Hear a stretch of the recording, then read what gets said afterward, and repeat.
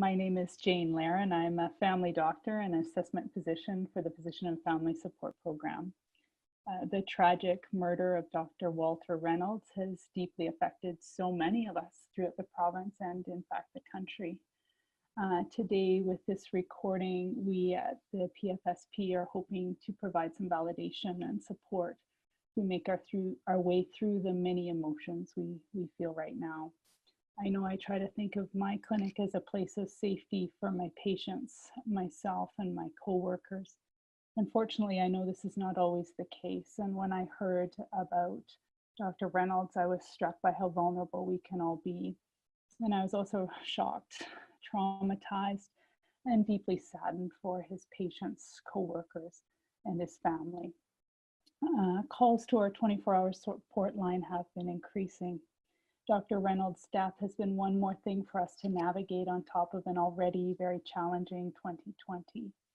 Some of the themes we are hearing are that some are feeling more fearful, some are more overwhelmed, and some are wondering how we can support each other through this.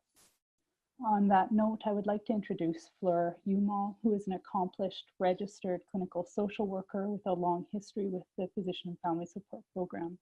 She started working with us as a therapist for many years, and more recently in a more administrative role. In fact, she is one of the 3 people you may talk to when you first call our line. Fleur. Thanks, Jane, and thank you for having me come have this discussion with you. When Dr. Terry Brandon first told me of the murder of Dr. Reynolds, I felt an absolutely cold chill run through me, and then an instant heaviness that filled my chest. And I found it very hard to breathe. I quickly jumped into action mode, thinking about how we were going to manage this and what we might expect from physicians and family members calling into the line. And once I started thinking about how to manage the death from a practical and strategic perspective, my emotions quickly shut down, and I didn't feel again until later that night when I was getting ready for bed. That is when the sadness and devastation sunk in for me, and I thought of Dr. Reynolds' family, friends, and colleagues, and I could not stop the feeling of utter despair. That feeling has not left me since.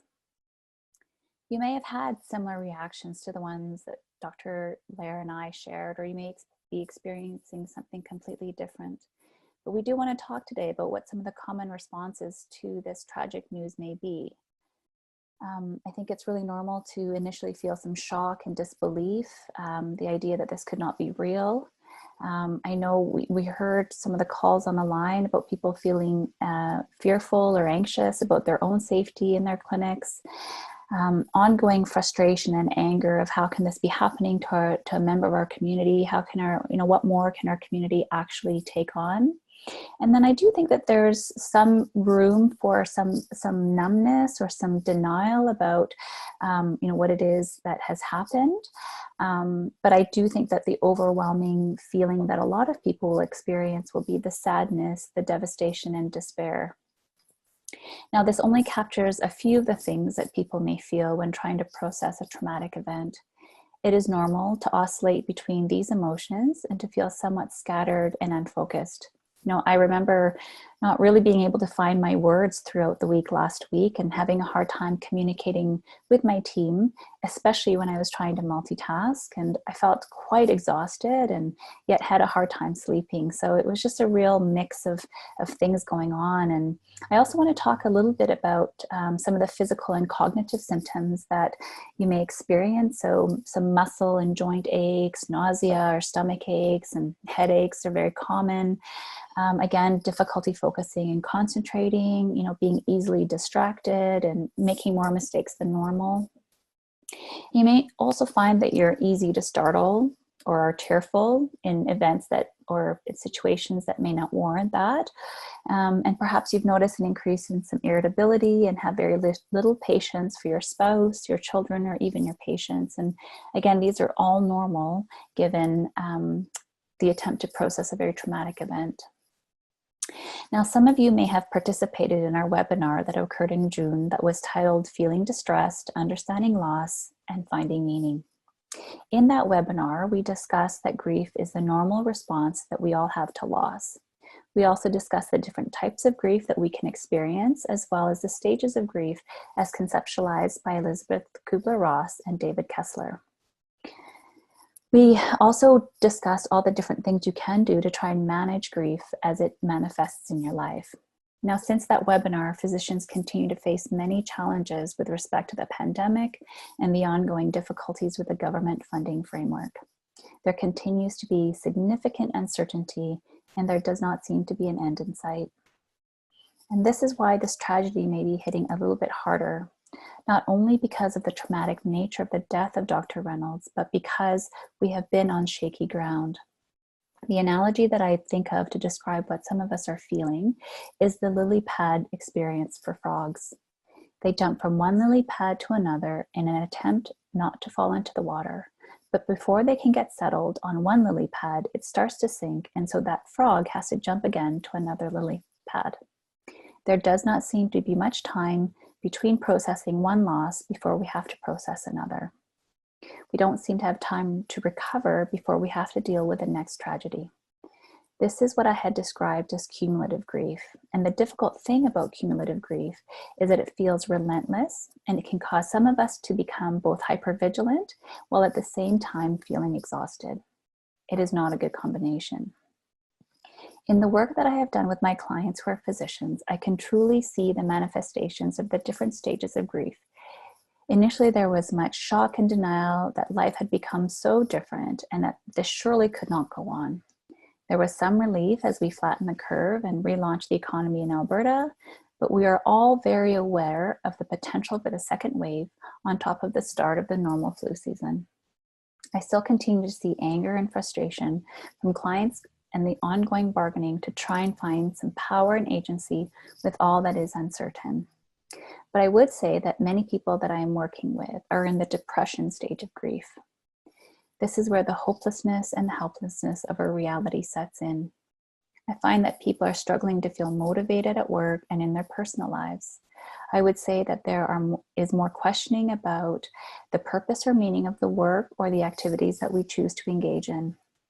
I find that we're getting more calls from physicians that are experiencing burnout and a sense of fatigue at having to fight on so many levels. So the things that are important to do as we try to process yet another loss to the physician community is to try to not judge what you or others are experiencing. Everyone will respond differently, and there is no one right way to cope or manage all that we are facing.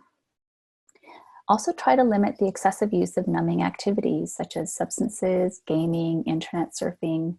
While this may feel really good in the moment, you will eventually have to feel the emotions associated with this loss. I want to remind you of the sweaty gym sock analogy. I'd also like to encourage you to try and focus on the basics, your nutrition, your sleep, your exercise. And as hard as it may be to continue with your routine because you are so tired and are feeling so hopeless, try to stay on top of the basics. This is what will keep you balanced, and these are the things that can help create some structure. Also try to manage the expectations you may have about how you will function at work or with your family.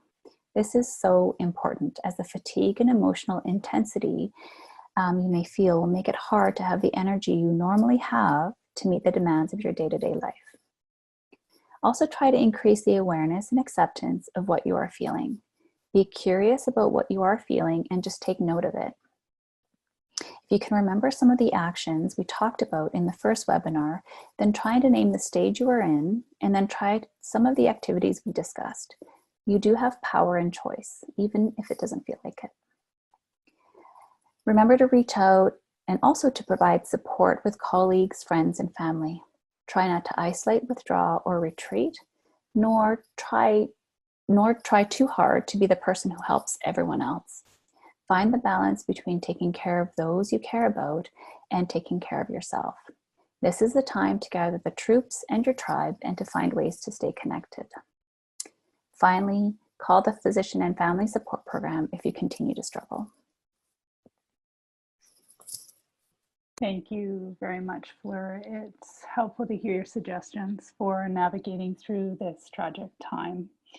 I know I personally have taken some solace and been quite heartened by the outpouring of support as communities have come together in vigils and online to hold each other in our grief. I'm struck by the stories of what a wonderful physician, father, and husband Dr. Reynolds was. And I know his life had such a positive impact on so many people, and his loss will be felt very deeply. In closing, please know that if you or your family are feeling you could use some extra support, we here at the PFSP are available to you. Our support line is completely confidential and available 24 hours a day at 1-877-767-4637. We also have online links to many helpful resources, including the webinar Fleur referenced. It is called Feeling Distressed, Understanding Loss and Finding Meaning, and can be found on the Alberta Medical Association website under the Physician and Family Support Program section. These are challenging times, and it is so important for us to support each other through them. So thank you for joining us today, and take care, everyone.